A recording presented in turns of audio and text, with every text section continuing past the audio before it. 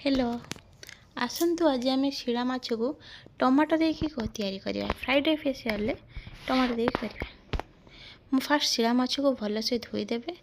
धोईदेला आपन ताकू लुण हल्दी पाउडर देकी भल से गोलई देवे।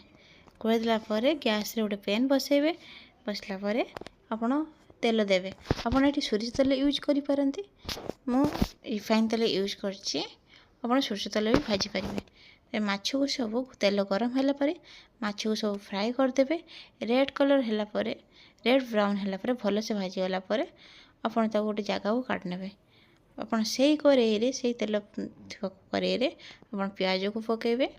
प्याज को भल से भाजी होला परे आपन सेट रे आपन लूण लंका पाउडर हल्दी पाउडर पकेबे। भल से भाजी गला परे आपन अदा रसुण पेस्ट 2 चामच छोट 2 चामच रे 2 चामच पकेबे।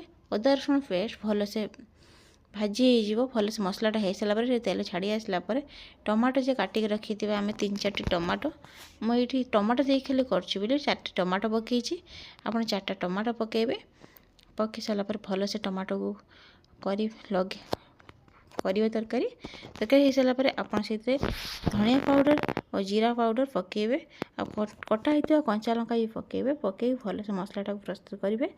प्रस्तुत हो सारा पर भजा होता माछ सेट्रे आप पकेबे। यही मसला पकेबे मसला को ऊपर तल करके माछ गुड़ा सब भल से भाजी देजिए। कषिदेला कषिए तापर आपन गरम पानी ये यूज करेंगे। मुझे गरम पानी कम गरम पानी यूज कर ठंडा पानी यूज करेंगे। गरम पानी यूज कर आपन एमती यही टाइप रे भी आपन मसला फ्राए करके काढ़ी पारे ना आप पानी भी दे पारे। मु पानी ये यूज कर गरम पानी देकी आप माछ झोल भल से करदेवे। आपन भी यही टाइप रे तैयारी करंतु आ घरे बनै खातु। लास्ट को हो गला पर धनिया पत्र दे सब करदेवे। आप भल हेल्थी रुहतु हेल्थी खातु।